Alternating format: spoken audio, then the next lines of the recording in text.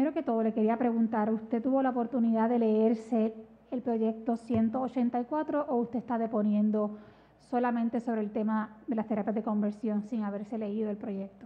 Es que entiendo que es importante hacer esa pregunta. Sí, yo no me he leído el proyecto completo. Ok, sí. Es importante no hacer la pregunta porque de eso obviamente van a depender muchas respuestas que usted pueda dar a las preguntas que yo voy a hacer, así que es importante para dejar claro que usted no se ha leído el proyecto. Claro. Y entonces ahora, a la luz de lo que usted ha dicho, yo sí quiero ir sobre lo que dice el proyecto y conversarlo con usted para que entonces podamos hablar propiamente sobre la medida.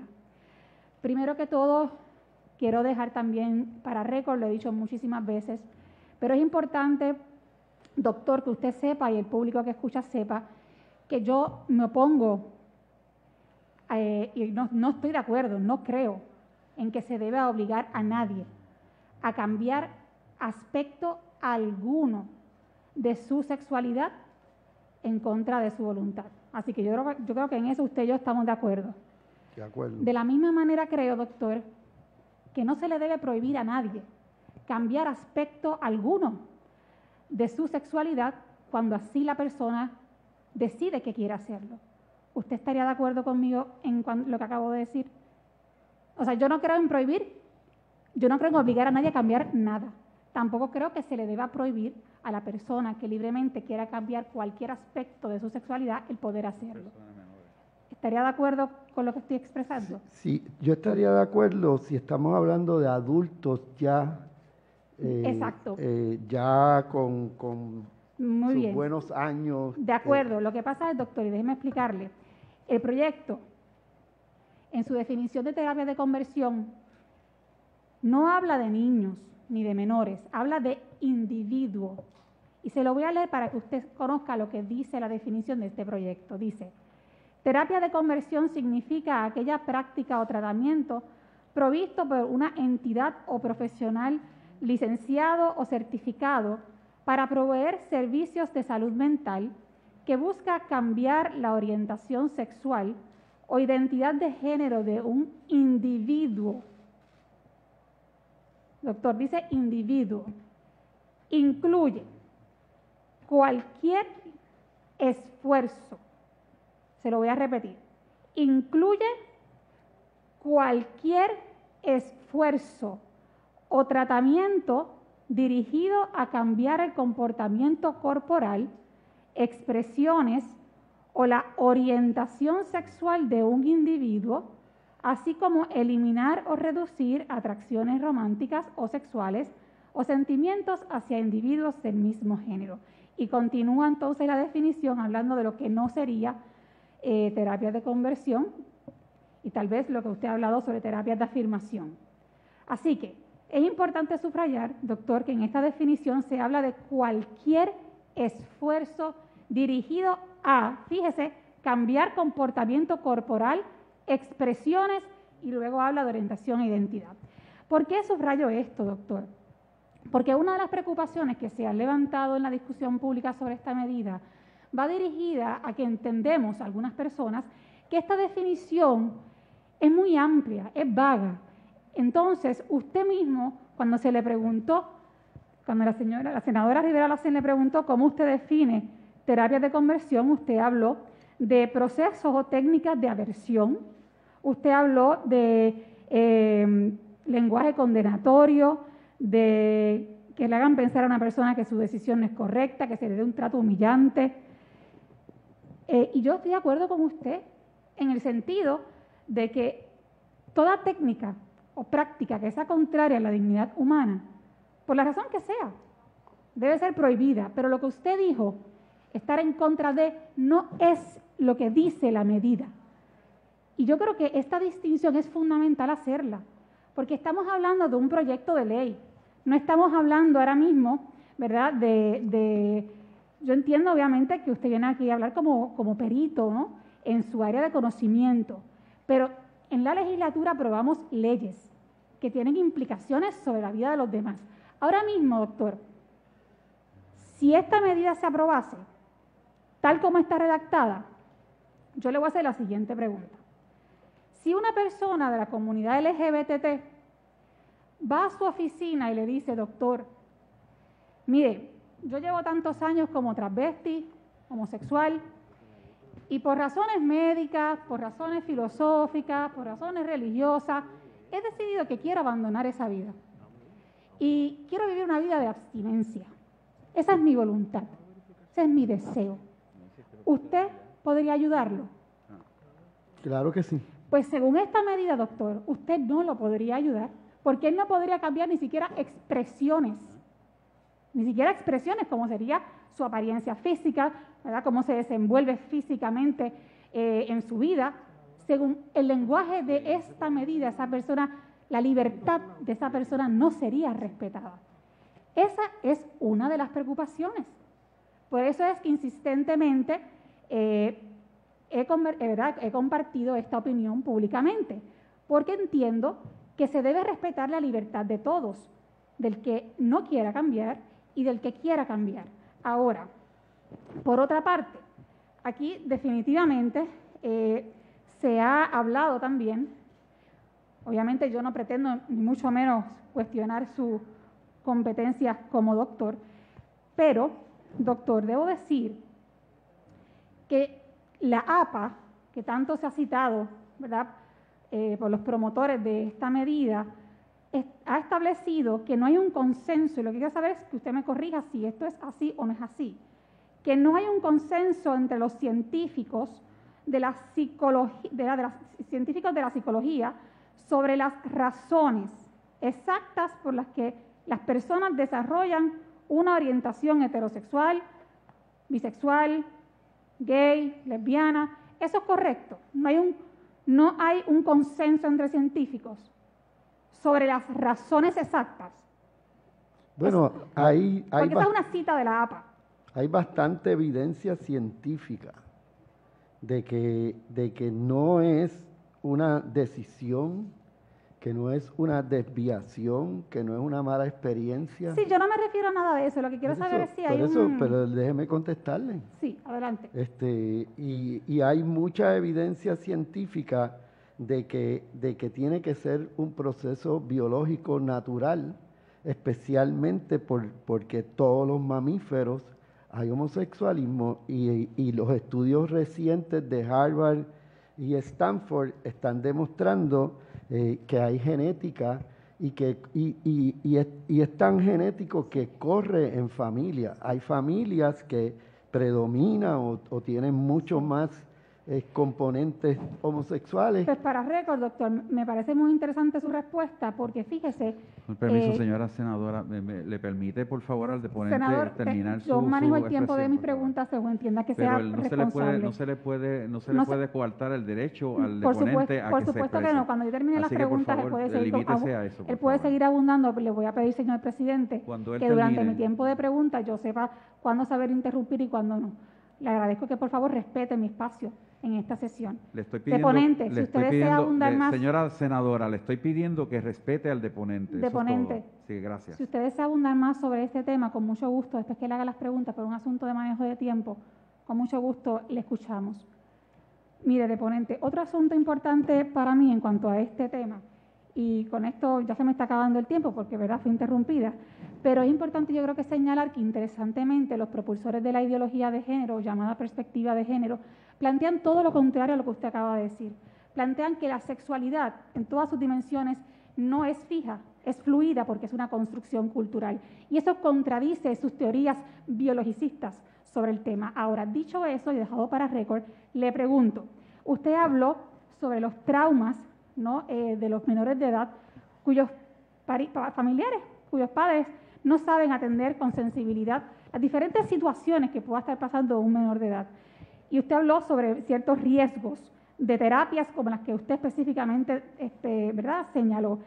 De la misma manera quiero saber cuáles son los riesgos para la salud física y emocional de los menores que son sometidos a terapias de afirmación, por ejemplo, de bloqueadores hormonales. Desde el punto de vista médico, ¿cuáles también pudiesen ser esas consecuencias negativas? De nuevo, ¿sabe? Hay primero que que me sorprende lo que acaba de decir sobre la perspectiva de género, que la gente que fomenta o entiende sobre la perspectiva de género, la interpretación suya es muy diferente a la interpretación que yo entiendo de lo que es perspectiva de género. Y segundo, hay muy buenos estudios hechos especialmente en Harvard sobre las hormonas y el seguimiento a estos niños y a estas niñas, que esto es otro cantar que se llama transgénero. Esto sería otro tema muy diferente a este, porque los transgéneros en verdad no son homosexuales. O sea, el transgénero es una persona que nace varón, pero verdaderamente siente y se comporta como una mujer. O nace mujer y se comporta completamente como un varón. O sea, que estos son dos cosas bien diferentes. Harvard lo que hace es que siga a estos pacientes continuamente, y cuando llegan a la pubertad, cuando van a tener, y lo hacen a base de evaluaciones de las hormonas, y cuando llegan a la pubertad, entonces es que se le pregunta, luego de conocer a ese joven por años, es que entonces se le hace finalmente, lo van preparando para que tome finalmente la decisión sobre las hormonas o no hormonas, y los que escogen ser transgéneros, se ha podido ver que están mucho más felices con ellos mismos que el que espera ser adulto, habiendo sentido todo esto de transgénero desde chiquito o desde chiquita, que es mucho más traumático entonces el cambio. Así que, de nuevo, volvemos a la ciencia. O sea, esto es bien científico, esto no es o sea, esto no tiene que ver en gran medida con uno escoger. Esta es la palabra importante. O sea, que no es una decisión, la gente nace de esa forma. Y ahí es que está, o sea, y no tiene que ver, perspectiva de género es otro cantar también. Le pregunto, ¿se leyeron el proyecto? Sí. Qué bueno. Pues muy bien, vamos entonces directo al punto. Lo primero es que aquí se ha hablado bastante de que, o por lo menos han hecho el comentario de que no se llamen engaños, este proyecto solamente aplica a menores, como si eso fuera algo aparentemente positivo. La realidad es que este proyecto de ley enmienda diferentes leyes.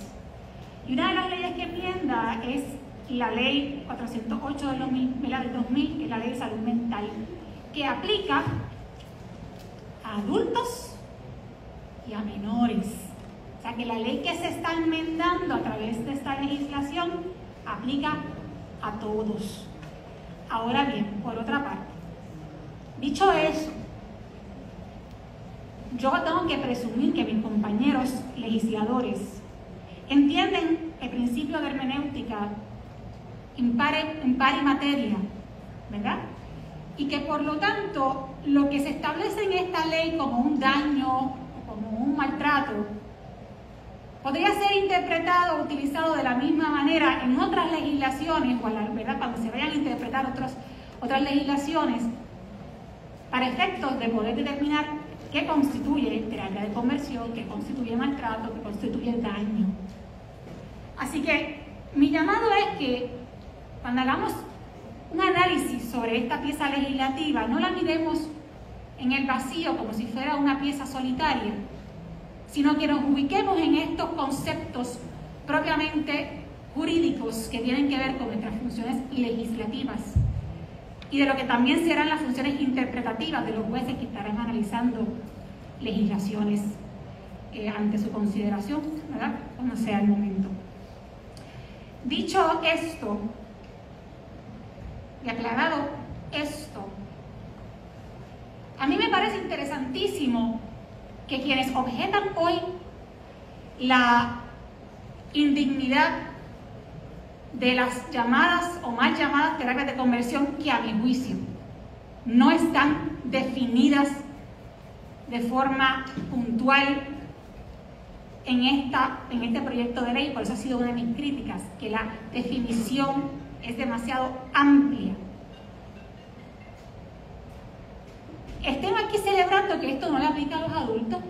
Mire, si esto es tan y tan perverso, debería prohibirse a todo el mundo. Y yo estoy de acuerdo con que las terapias o llamadas terapias de conversión, según fueron definidas por el psiquiatra que depuso anteriormente, específicamente como él las definió, como unos procesos de aversión, unas técnicas aversivas, en verdad, donde se humilla a la persona, donde se le obliga a hacer algo que no quiere hacer, donde se le dice que está mal, deben ser prohibidas, y yo creo que todo el mundo está de acuerdo con esto. Y deben ser prohibidas a niños y adultos. Así que yo no sé cómo los promotores de esta legislación pueden estar tan sonrientes al decirle al país que esto, aparentemente, lo que es tan terrible para ellos, no se le debe prohibir a todo el mundo. No lo entiendo, esas son las grandes contradicciones. Así que lo que sí habría que hacer para ser coherentes en este ejercicio legislativo es ser puntual en la definición de lo que se busca prohibir, para poder prohibir aquellas técnicas o aquellas prácticas que en efecto sean contrarias a la dignidad de la persona. Y ese ha sido mi llamado. Vamos entonces a prohibir específicamente esas prácticas que entendamos que son indignas. Entonces, ustedes como trabajadores sociales tienen un código de ética. Usted habló del código de ética. Y su código de ética dice que se respetará el derecho, o sea, que ustedes respetarán el derecho de sus participantes a la autodeterminación. ¿Eso es correcto? Es correcto. Bien, si ustedes actúan contrario a esto, ustedes violan su código de ética. Correcto. Correcto. Entonces, si ustedes tienen un participante, como le planteé el ejemplo al psiquiatra, que lleva una vida LGBT, es transvesti, es homosexual, y decide que quiere abandonar esa vida, por razones médicas, filosóficas, espirituales, religiosas propiamente, ¿cuál sería su proceder? ¿Usted respetaría su autodeterminación? Siempre respetamos la autodeterminación de las personas. Lo que pasa es que en un proceso como este trabajaríamos y acompañaríamos a nuestro participante para comprender cuáles son las razones que le llevan a llegar a nuestra oficina diciéndose que quiere hacer un cambio. Perfecto, si él está diciendo que son razones médicas o que son razones filosóficas y dice yo quiero cambiar mis expresiones porque esta ley prohíbe cualquier cambio de comportamiento corporal y expresiones, olvídense de la orientación y expresiones, yo le pregunto por la razón que sea, y él está muy claro de por qué lo quiere hacer, vamos a superar las motivaciones, él está claro, el participante, usted lo apoyaría, usted respetaría su código de ética a respetar su derecho a la autodeterminación. Trabajaríamos con el participante para comprender por qué quiere hacer ese cambio. O sea, usted no me puede contestar esta pregunta. O sea, estoy contestando, senadora. No, la pregunta es directa. ¿Usted respetaría su derecho a la autodeterminación? Respeto el derecho a la autodeterminación en todo el proceso de acompañamiento. Lo que pasa es que nuestra práctica profesional se basa en teorías que incluyen los elementos sociales y ambientales para que las personas puedan comprender cuáles son las circunstancias que viven, por qué las viven y por qué las están sufriendo. Me parece muy bien y creo, pero sí, perdónme, me parece importante subrayar que usted ha dicho que usted respetaría su proceso de autodeterminación, que es lo importante, respetar la libertad de todos y dejar para récord que en el caso hipotético de este escenario la persona tiene muy claras las razones por las cuales lo está haciendo. Ese no sería el cuestionamiento, ¿verdad?, que estoy trayendo ante su consideración. Pero entonces, en los minutos que me quedan, ya que ustedes son trabajadores sociales, quiero hacerle varios escenarios, plantearle varios escenarios sobre posibles situaciones para ver cómo ustedes las interpretan. Por ejemplo, si tenemos un menor de edad de 10 años, 9, 10, por tan solo decir una edad, que llega a su casa y le dice a sus padres, papi, mami, yo en la escuela escuché que uno puede ser nena o nene y que, ¿verdad?, no se puede identificar con el sexo como quiera y que uno puede identificarse con todas estas identidades de género, las que me enseñaron en la escuela, y yo me siento nena y yo quiero de ahora en adelante vestirme como una nena y quiero usar falda y, ¿verdad?, y me quiero ver como una niña. Y el papá le dice, mira, hijo, La realidad es que te vas a seguir vistiendo con la ropa que yo te compre. Te vas a seguir poniendo pantalón, camisa y como un varón. Cuando tú seas grande, esas son decisiones que yo respetaré y que tú podrás tomar. Pero en este momento de tu vida, no puedo complacerte. ¿Usted entiende que esa decisión del padre sería constitutiva de maltrato? Siempre y cuando el niño o la niña insista en que quieren hacer ese proceso de identificación diferente y el padre le prohíba llevar a cabo un proceso de desarrollo natural y de identificación natural, sí. O sea, que usted sí cree que en ese escenario sería maltrato. Muy bien. En este escenario, digamos que en Canadá recientemente, no sé si usted sabe esta noticia, un padre fue acusado de violencia familiar y fue arrestado porque su hija, ¿verdad? Decía que se quería identificar porque se identificaba como hombre, pero su papá la llamaba como niña, she, con el pronombre she, y eso fue considerado maltrato. ¿Usted entiende que eso es maltrato? Si el niño o la niña se identifican con una identidad de género diferente y así han insistido y han pedido ayuda a sus padres para llevar a cabo ese proceso y sus padres se los prohíben sin entrar en un proceso de comprensión y de acompañamiento profesional, sí. O sea, que usted ha dicho que sí, que es maltrato, que un niño de 9 años que quiera que el papá le diga, lo trate de, ¿verdad?, con el pronombre del sexo opuesto, y el papá si no lo hace, eso es maltrato. Ok, muy bien, usted lo ha dicho aquí en esta deposición, perdónenme, en esta vista. Entonces, y otra pregunta. ¿Usted cree que usted estaría...? Tiene 53 segundos. Gracias, presidente. ¿Usted favorece que las escuelas, a solicitud de los menores de edad, sin el consentimiento de los padres, puedan cambiar su información del sexo y su nombre en los récords de las escuelas? No es algo que está constituido dentro de este proyecto. No, que si usted lo favorece, ¿no? Es la pregunta. Pero es que no tiene nada que ver con el proyecto. Bien, no puede contestar la pregunta. No conozco el contexto Pues de la pregunta. vamos a la próxima. No se preocupe, que me quedan 20 segundos. En el contexto de un menor de edad que quiere recibir bloqueadores hormonales y los padres no estén de acuerdo, ¿usted pensaría que la decisión de un padre de no favorecer que su hijo reciba bloqueadores hormonales podría ser constitutivo de maltrato? Pudiésemos tomar como por ejemplo que los testigos de Jehová se oponían a la transfusión de sangre basada en su fe. Esa no es la pregunta que hice, caballero. Le voy a pedir que por favor conteste mi pregunta, yo soy la que pregunto, y eso permiso. Con el permiso, senadora, asumir. la actitud de nosotros los senadores y senadoras hacia los deponentes debe de ser de respeto. Lo es de respeto, así presidente, que, por favor, le voy a pedir que por favor no haga esos comentarios sobre un tratamiento totalmente respetuoso. Bueno, estamos pista. planteando escenarios que ni siquiera manejando se contemplan en el planteamiento de la ley del 184, así que me imagino yo que ellos tendrán entonces la oportunidad de hacer sus propios escenarios, ¿no? Sí, pues muchas gracias. Sí, yo le voy a dar la oportunidad. Primero que todo, le agradezco también a usted que haya comparecido. Quiero que sepa que respeto su libertad. Gracias. Y quiero que sepa además que valido sus experiencias negativas, ¿verdad?, las que usted ha narrado aquí. Pero también quiero añadir que a esta comisión que preside estas vistas se le solicitó la señora Anet Cora, que tuvo una experiencia positiva de cambios sobre su vivencia sexual, comparecer, y a ella no se le dio espacio para hablar. Así que yo creo que es importante en estos ejercicios que nos escuchemos todos. Gracias, senadora. Gracias, ahora tiene el turno. Gracias, señor presidente, por concederme el turno para hablar sobre esa misma sección de la ley. Tal vez las preguntas que, ¿verdad?, en torno a esta sección pueden girar presumiblemente en torno a la preocupación de muchos padres sobre la facultad del Estado, sobre las decisiones médicas de sus hijos. Lo que resulta, resultaría verdaderamente inverosímil.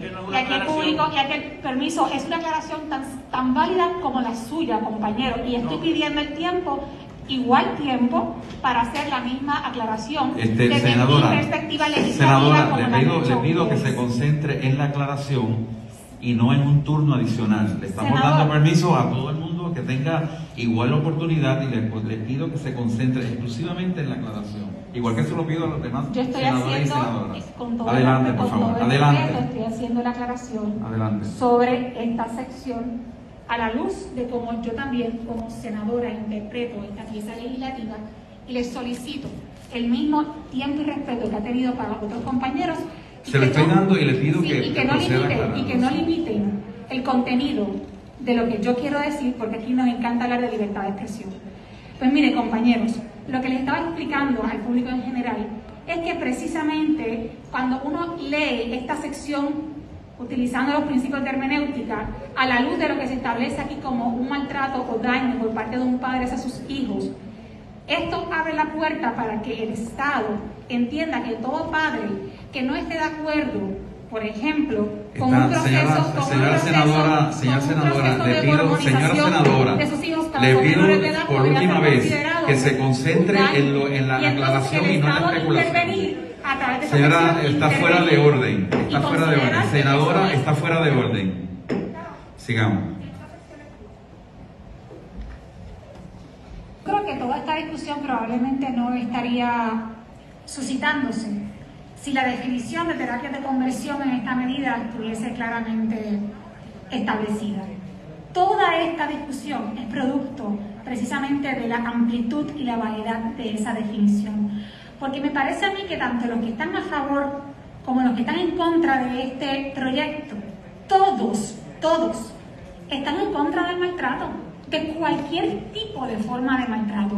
El asunto es que como la definición de este proyecto es tan ambigua y se refiere a cualquier esfuerzo, pues entonces dirigido a, según está estipulado en la definición, ¿verdad? No la sigo leyendo para no perder tiempo, pero crea toda una serie de interrogantes, y yo creo que parte importante de este ejercicio y lo que es responsable es precisamente que discutamos cuáles pueden ser las posibles interpretaciones y alcances de este proyecto. Yo como senadora tengo todo el derecho de comentar y preguntar sobre lo que yo entiendo que pudiese ser el alcance de la interpretación de esta medida, y si los autores de este proyecto entienden que mi interpretación no es correcta o es correcta, pues tienen la oportunidad también para aclararlo ante ustedes. Y uno de los temas sobre los que quiero ir, porque no tuve la oportunidad de completar mi exposición anteriormente, eso es la preocupación que tienen muchos padres en lo que respecta a la intervención del Estado sobre las decisiones médicas de sus hijos, particularmente en el contexto de esta legislación, de lo que se está discutiendo aquí. ¿Por qué? Porque esta legislación establece como un daño, cualquier esfuerzo dirigido a cambiar el comportamiento corporal, expresiones, orientación sexual, eliminar atracciones románticas, etc. O sea, estamos hablando de comportamientos, identidades, expresiones, orientaciones. Cualquier esfuerzo. Yo creo que aquí, si yo le pregunto al público qué significa cualquier esfuerzo, pues tendrán que decir cualquier cosa, cualquier esfuerzo, cualquier cosa. Y eso causa, obviamente, una preocupación legítima. Y lo que se está diciendo es, eso debe aclararse. Entonces, a la luz de esta definición, se cita en este proyecto la ley de menores y se propone enmendarla. ¿Qué es lo que pasa? Que cuando se lee y se interpreta esta sección a la luz de lo que se está planteando y habla de los actos de omisión o actos intencionales por parte de los padres que ocasionen un daño, pues si previamente se está estableciendo que cualquier esfuerzo dirigido a esos fines es constitutivo de un daño, cuando interpretamos la ley con un principio de hermenéutica en par y materia, podríamos concluir entonces que todo lo que haga o deje de hacer un padre a esos fines sería maltrato. Entonces, la pregunta que nos hacemos subsiguientemente: si un menor de edad quiere someterse a un proceso de hormonización artificial, de bloqueadores hormonales, para cambiar su apariencia física e identificarse con, ¿verdad?, el sexo opuesto de manera física, y un padre se opone, dice, no hijo, no te puedo apoyar en eso, no estoy de acuerdo contigo. La pregunta que muchos se hacen, compañeros, es la siguiente: ese acto de omisión del padre de no promover ese proceso de hormonas o bloqueadores hormonales en un hijo menor de edad, podría ser constitutivo de un acto de maltrato en el que el padre, alguien argumente que el padre está impidiendo o queriendo cambiar la identidad de su hijo. Esas son las preocupaciones de la gente, de los padres y madres de familia. Y yo creo que es importante porque mucha gente dice, bueno, y bajo esta legislación donde están citando la ley de menores y el asunto de la intervención del Estado, ¿podría el Estado decidir en contra de la voluntad de los padres que un menor sea sometido a un proceso de tratamiento hormonal porque entiende que tiene que proteger el mejor bienestar del menor y que no hacerlo constituiría un daño para ese menor? ¿Puede el Estado irse por encima de los padres catalogándolo como un acto de maltrato, la omisión de ese padre de no seguir con el deseo de un menor de edad de recibir bloqueadores hormonales? Esto está pasando en Estados Unidos. Tiene 22 segundos. Gracias. Y entonces yo traigo este planteamiento ante ustedes porque yo creo que lo justo es que se aclaren estas dudas. Y si los autores de este proyecto creen que se debe respetar la voluntad de los padres ante estas decisiones de sus hijos, que así lo dejen saber para que el país conozca cuál es su postura respecto al interrogante que yo acabo de plantearle, que es el interrogante de muchos y de muchas personas en Puerto Rico, sobre todo padres y madres de familia.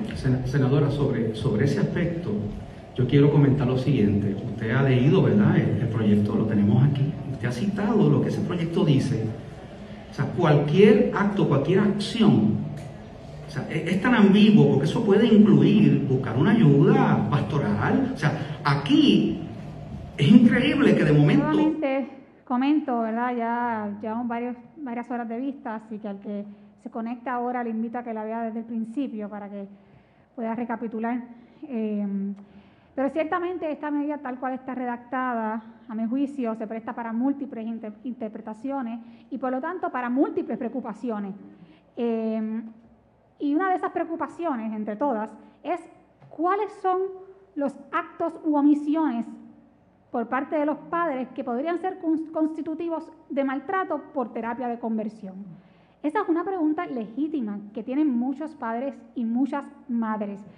A la luz de cómo está definido terapia de conversión en este texto, que de hecho, tengo que decir, el propio perito en psiquiatría que puso hoy en la mañana, espontáneamente dio una definición sobre lo que él entiende que es terapia de conversión, que es algo totalmente distinto a lo que dice este proyecto. Yo invito a todo el público a que escuchen lo que él dijo, que él cree que, ¿verdad?, cómo él definiría terapia de conversión versus lo que dice la medida, porque son lenguajes muy distintos y yo coincido con lo que él dijo.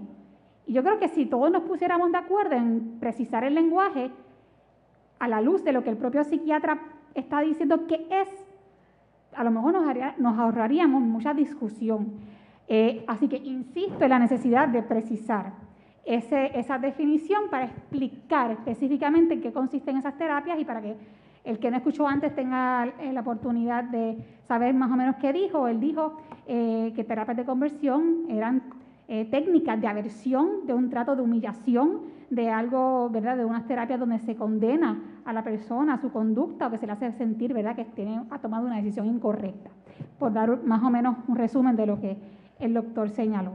Ahora bien, es importante, como decía, que las múltiples interpretaciones, el hecho de que este proyecto se preste para múltiples interpretaciones, también se presta para múltiples preocupaciones.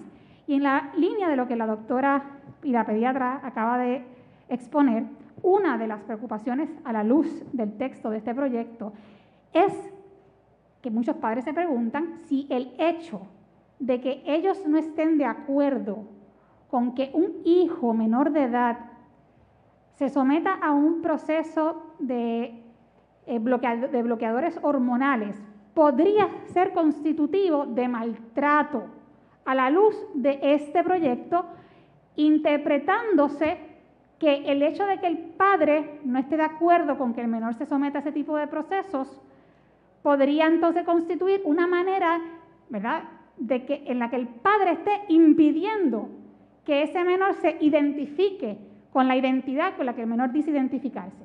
Esa es una de las preocupaciones. Y yo invito a los autores de esta medida, ya que estamos en esta vista, donde uno de los objetivos es poder discutir el alcance que puede tener una legislación, como ellos son los autores, nos gustaría saber a todos los padres, y yo soy madre, si el hecho de que no estemos de acuerdo con un hijo menor de edad a que se someta a un proceso de bloqueadores hormonales, mientras es un menor de edad. Si esa decisión de los padres podría ser constitutiva de maltrato a la luz de lo que dice este proyecto de ley ahora mismo. Y a mí me gustaría, y al pueblo puertorriqueño, a los cientos y miles de madres y padres puertorriqueños que genuinamente tienen una preocupación, entre muchas otras, pero esta una, y la que estoy subrayando en esta intervención, porque sabemos que tenemos otras.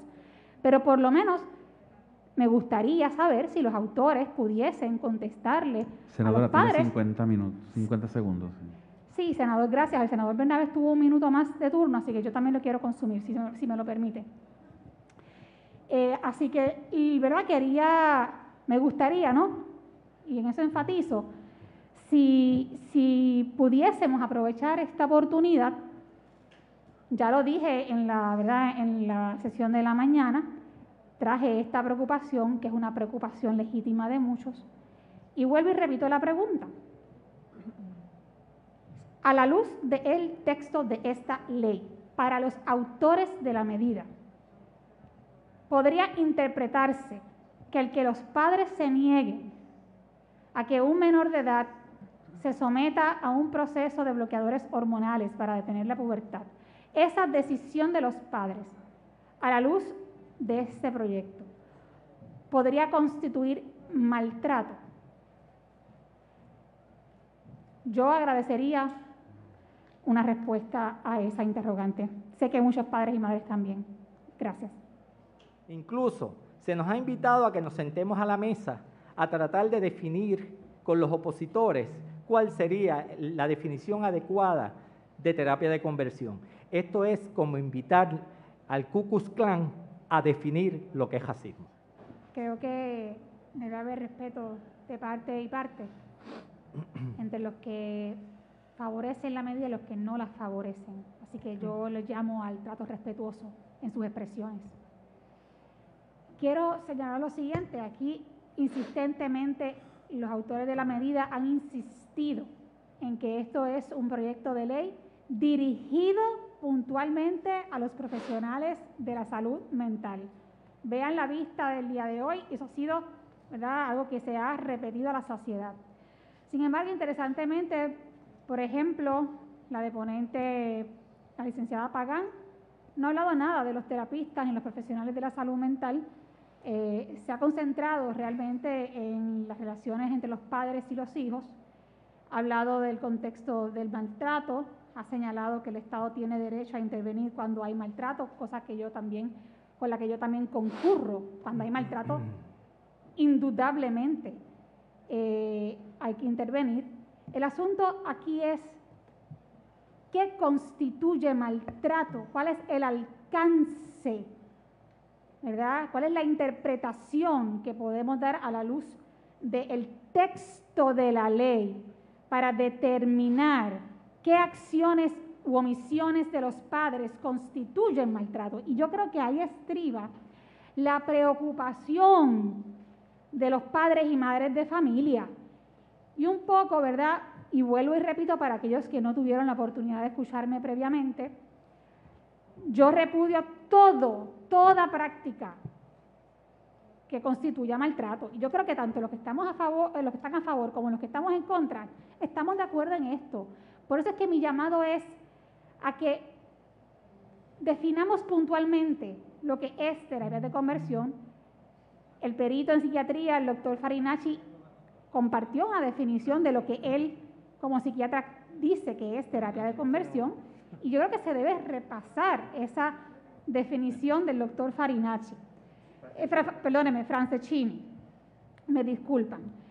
Ahora bien, en cuanto a plantear que esta definición no trae a colación lo que son las terapias de afirmación, yo debo aclarar ese detalle, porque aquí en la definición, luego que dice qué son terapias de conversión, o por lo menos intenta definir a grandes rasgos de una forma muy amplia y vaga, añade y dice, la terapia de conversión no incluye aquella práctica que provee aceptación, apoyo y comprensión o facilita el obtener ayuda, apoyo y exploración y desarrollo de la identidad, incluyendo, y habla de lo que incluye. Por lo tanto, esta definición sí habla de prácticas que faciliten el desarrollo de la identidad. Eso no es, como dijo el senador Bernabe, esperar y observar. Ahí hay intervención, porque facilita un desarrollo de una identidad en etapas tempranas. Por lo tanto, lo que nos tenemos que preguntar, ¿verdad?, consecuentemente es si esas prácticas que se permiten aquí, que no se definen, que facilitan el desarrollo de la identidad, también incluyen procesos de bloqueadores hormonales. E insisto, y yo le pregunto a usted, licenciada Pagán, ¿usted cree, a la luz del texto de esta ley, y voy a poner un ejemplo, pero usted, de lo mucho que puedo traer, ¿usted cree que si un padre se opone a que un hijo menor de edad reciba bloqueadores hormonales, esa decisión del padre, usted la podría catalogar como maltrato? Así no es como está tipificado. No, pero que si usted considera que el hecho de que un padre no esté de acuerdo, no consienta que un hijo menor de edad reciba un proceso de bloqueadores hormonales, para usted esa actuación del padre u omisión sería catalogable de maltrato. Puede que sí, puede que no, del dependiendo contexto. Y en los casos en los que usted crea que sí, usted entendería que en un menor de edad el Estado debería intervenir por encima de la decisión de los padres para que el menor reciba esos bloqueadores hormonales. Eso no es lo que está proponiendo. No, pero usted cree en eso. Le voy a explicar. Las terapias que tienen que ver con bloqueadores hormonales o con reafirmación de identidad, es que para poderle contestar y para que el público entienda, tengo que poder... Señora senadora, tiene 18 segundos. Sí, le voy a dar el tiempo, pero entonces me contesta seguido, pero antes de, para que me conteste con tiempo, también le voy a pedir que me conteste entonces otro ejemplo hipotético. Si, por ejemplo, un menor de edad de 9 años llega a la casa y le dice a los padres, me dijeron en la escuela que puedo ser niña, niño, que puedo explorar como identidad de género, y papá, yo me siento nena y quiero empezarme a vestir como mujer, con faldas, etcétera. Y el papá le dice, hijo, no, espera a que seas adulto y te vistes como tú quieras, pero mientras estés viviendo en mi casa, te vistes como un niño. También quiero que me conteste si para usted esa decisión de los padres, a la luz de lo que se está discutiendo hoy, usted entendería que pudiese ser catalogable de maltrato. Gracias.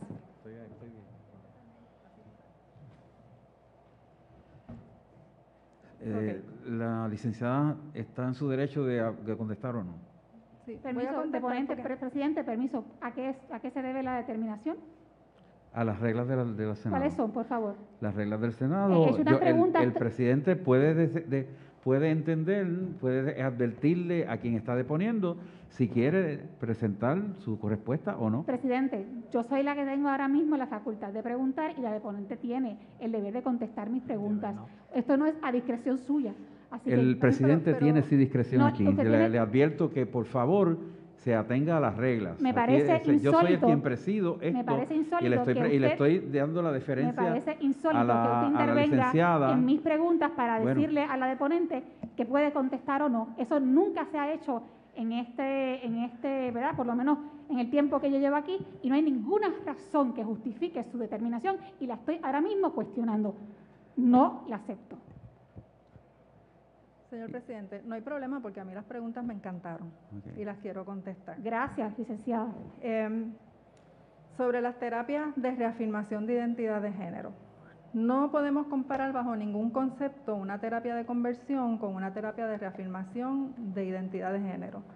¿Por qué? Porque las decisiones relacionadas con terapias de conversión se basan no en criterios clínicos, no en el criterio de un profesional que esté aplicando las mejores prácticas de su profesión, sino en el criterio subjetivo de una madre, un padre o un tutor que desde su percepción sobre lo que son los roles de hombres y mujeres o su percepción de lo que es la orientación sexual, elige someter a su niña o a su niño a algún tipo de terapia para curar algo que entiende que está mal en ese niño o niña. Y como se ha dicho repetidamente a nivel internacional por asociaciones profesionales y profesionales de la conducta, no hay nada que curar, no hay nada que convertir, no hay nada que transformar, porque la homosexualidad no es una enfermedad. En ese sentido, cuando hablamos entonces de las terapias de reafirmación de identidad de género, sí estamos hablando de un conjunto de criterios clínicos que están sustentados por estudios científicos y por asociaciones que hablan de las mejores prácticas en esa disciplina. No es el criterio subjetivo de una persona adulta que obliga a un menor a participar de una terapia en contra de su voluntad, sino que estamos hablando en muchísimas ocasiones de equipos multidisciplinarios en los que intervienen trabajadoras sociales, psicólogos, doctores en medicina, que están trabajando en conjunto evaluando a ese menor. Inclusive puede haber ocasiones en que un menor quiera someterse a las terapias y sea ese equipo médico el que diga, no te deberías someter a esas terapias, porque están buscando el mejor bienestar del menor y lo están haciendo desde unas prácticas basadas en la ciencia. En cuanto a la otra pregunta relacionada con el, me dijeron... No contestó la pregunta. Que si usted cree que el Estado debe intervenir por encima de la voluntad de los padres, si entiende que un menor de edad debe recibir bloqueadores hormonales. Eso se lo puedo contestar también. Por favor. Eso no va a pasar porque no hay ninguna ley que le dé esa potestad al Estado para intervenir ahí, y este proyecto de ley no es eso lo que está proponiendo. Ese es mi criterio como abogada y como estudiosa del pero tema. la pregunta que le hice es que si usted entiende... Bueno, yo se la estoy contestando. No, que si usted entiende que el Estado debería poder intervenir en un caso como ese, es lo que le estoy preguntando, que si usted entiende. Si el criterio médico y profesional va en la dirección de que el mejor bienestar del menor requiere algún tipo de tratamiento, la madre y el padre, el Estado tiene derecho a intervenir, pero no estamos hablando de este tipo de casos nada más, hay muchas otras instancias. Usted me está diciendo entonces que en un ejemplo como el que yo he dado, si el criterio médico fuese que un menor de edad reciba bloqueadores hormonales, usted entiende que el Estado pudiera intervenir. Eso es lo que usted quiere que yo le conteste para poder decir que esto es lo que ese proyecto busca. No le voy a contestar eso y tengo derecho a no contestar. Pues muy bien, pues entonces que quede para récord que la deponente no quiso contestar mi pregunta. Muchas gracias. Saludos a los deponentes. Gustavo, gracias por compartir tu historia. Gracias por la oportunidad. Me alegra saber que cuentas con el apoyo de tus padres, ¿no? Según lo que contaste, y que tu padre no te hubiese enviado a un campamento para esos fines, así que eso me parece muy bien. Ahora, a la luz de lo aquí hablado, yo creo que Gustavo narra una historia enfocada en su experiencia, ¿no?, con una terapista o con una profesional de la salud. Con una clínica, psicóloga clínica. Con una psicóloga clínica. Y yo creo que esto es importante subrayarlo porque aquí los autores de la medida han insistido en que el proyecto que ellos presentaron va dirigido exclusivamente a los profesionales de la salud mental. Y yo coincido con que así debería ser, definiendo, obviamente, a mi juicio, puntualmente, que son las prácticas constitutivas de maltrato, ¿verdad?, que se consideren terapias de conversión constitutivas de maltrato. Así que yo creo que pudiésemos, y esa sería mi sugerencia, si este proyecto tiene esa intención de ir dirigido solamente a los profesionales de la salud mental, pues que se elimine de esta medida toda referencia a los padres y que atienda de forma puntual lo que no pueden hacer los profesionales de la salud mental. Y entonces eso sería entonces cónsono con lo que estamos escuchando aquí reiteradamente. Y esa sería, ¿verdad?, una observación y una sugerencia. Obviamente también, como ya he dicho varias veces, entiendo que es necesario enmendar la definición de terapias de conversión para que estemos claros de su alcance y no se preste a interpretaciones que obviamente puedan traer preocupaciones legítimas, ¿no?, en un proceso de interpretación del texto de la ley. No creo que, ¿verdad?, ya no hace falta entrar en quién piensa si se debe o no se debe, si este está claro o no está claro. Esta es mi postura y simplemente lo quiero compartir y dejar para récord porque llevamos todo el día y lo he dicho ya varias veces y lo he explicado un sinnúmero de ocasiones. Ahora, ex senadores, sinceramente, yo hubiese querido tener el tiempo y que ustedes hubiesen venido aquí a hablar sobre el texto de la ley, sobre analizar las secciones, lo que dice, cómo se puede interpretar, las implicaciones, los posibles alcances, Me hubiese parecido a mí que ese ejercicio hubiese sido realmente, tal vez, útil. Y voy a dar un ejemplo.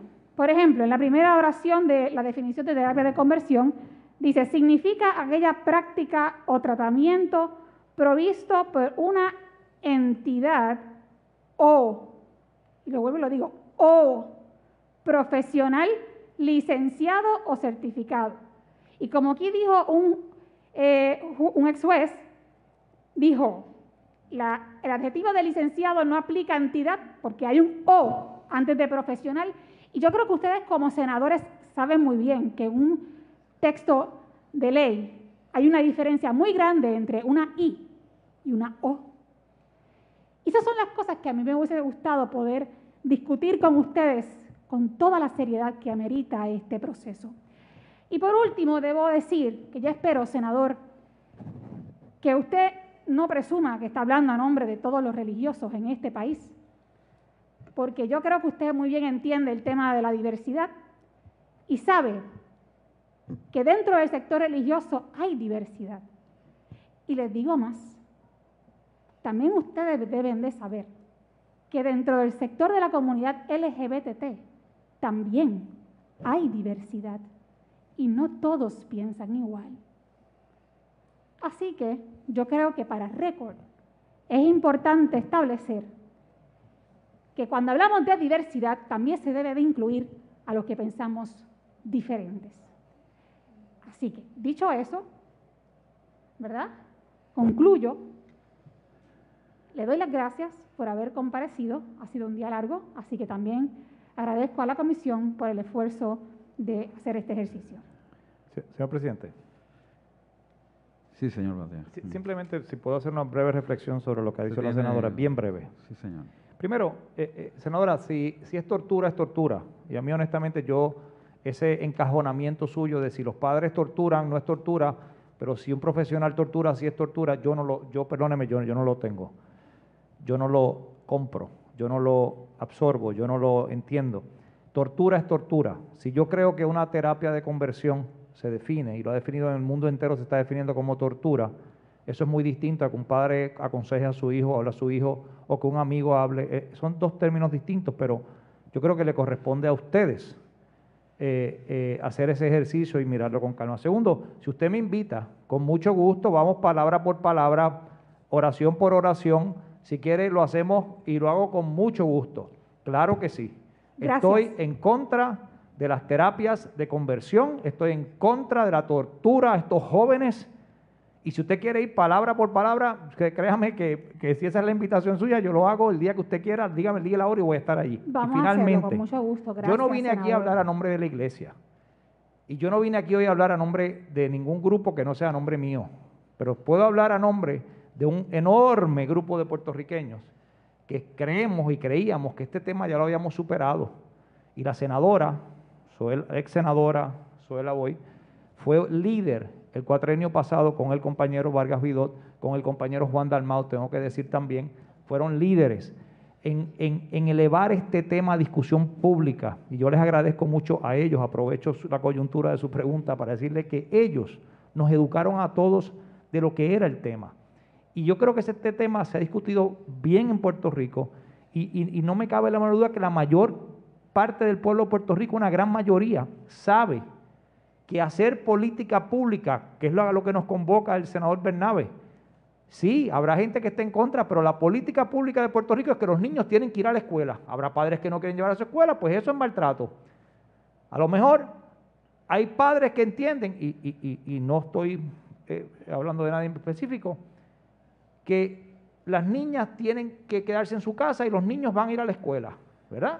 Hay gente que piensa eso. Pues la política pública de Puerto Rico no es esa, y el Estado tiene no solo el derecho, la obligación de atender ese asunto, y la política pública de Puerto Rico es que los niños y las niñas van a la escuela. Y de igual forma, si hay algún padre que entiende que la tortura y el maltrato al niño por su orientación sexual, de igual forma el Estado tiene un deber y una responsabilidad de proteger a ese niño.